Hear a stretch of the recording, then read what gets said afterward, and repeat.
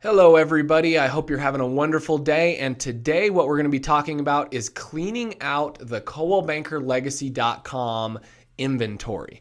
So, we take a lot of listings over the year, and we need to kind of make sure that all of those listings are still active, that we're not showing properties on our website that are, off the market, expired, they've already sold. And from time to time, we run into issues where some properties get left on our site. So the idea is to have some office staff go through maybe once a quarter and double check all of each office's listings to make sure that we're displaying the accurate info. So for this, for this little exercise, we're going to need a few things. The first thing that you're going to need is a pen and paper, most importantly. The second thing that you're going to need is you're going to need to have a screen open to Online Office. The third thing that you're going to need is you're going to need to have a screen open to MLS, okay? And we'll talk more about exactly what on MLS you need to do. And then the last thing that you need is probably an office roster in alphabetical order, okay? So that'll help get us started. So the first thing that we want to do is from the Online Office, we want to go to the Properties tab up along the top. Now you're going to need an office admin's access. So let's say if I was, the office manager at Paseo, I would, need the office access to Online Office there. If I was the weekend receptionist and I was doing this task, I would need to make sure that I had access or I had the office manager's login so that I could do this from the machine.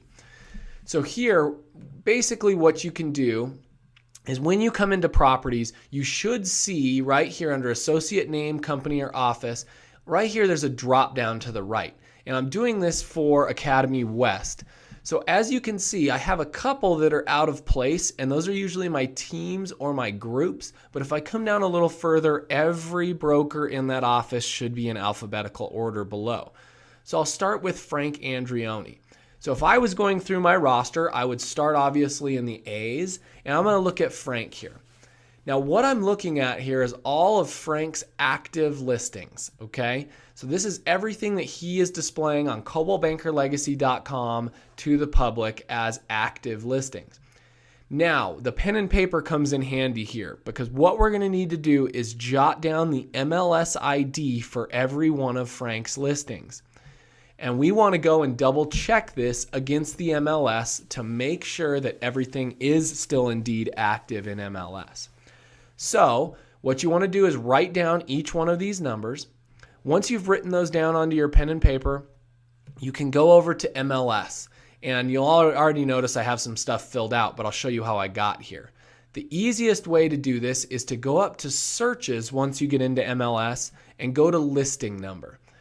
Once you get to this listing number screen, you basically can enter every listing's MLS by just typing off of the piece of paper that you jotted them down on. And the nice thing is it'll automatically, if you just type numbers, like you notice I'm doing 2s, it'll automatically jump you to the next field when it knows you've filled out enough numbers to satisfy an MLS ID, okay? So if you skip a number or something, you'll know it because there'll be, less results than what you typed in. So now I want to run this search, and I just put in a few of Frank's. Some brokers may have one listing, some brokers may have 50, just depends on it, but this will help you kind of speed up this process. So if you go ahead and hit search, you'll notice here I had typed in 7 properties, but I only have 5 results, okay? So one or two things could have happened. And that means maybe 2 of them were wrong or incorrect MLS IDs, but I know they were right because I jotted them down from Online Office. But if you look up here along this tab section right here, he has multiple classifications. And this is kind of an extreme example because not a lot of people will have commercial listings or farm and ranch. More times than not, you'll see residential and land as the 2 categories. So make sure to check each one of those. And what we're in here looking for is to make sure that they're all active still.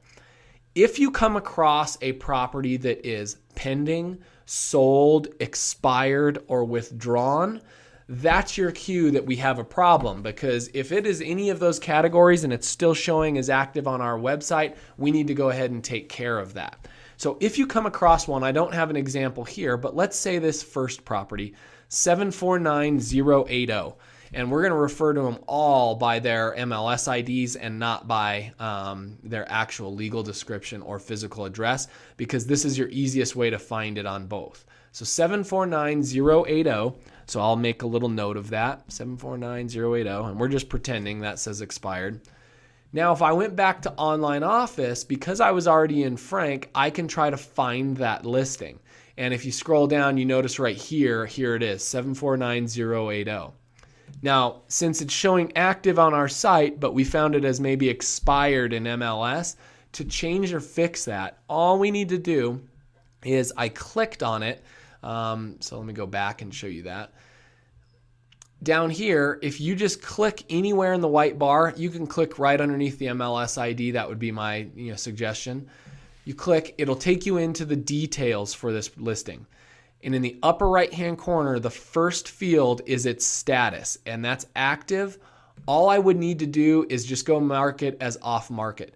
Don't worry about trying to map it to exactly what it is in the MLS. Just mark it as off market and then hit save and close or save. So if I hit save and close, what that would do is it would remove that listing now from public view. We could still see it in our system if we searched by status, but the public does not see it on ColdwellBankerLegacy.com.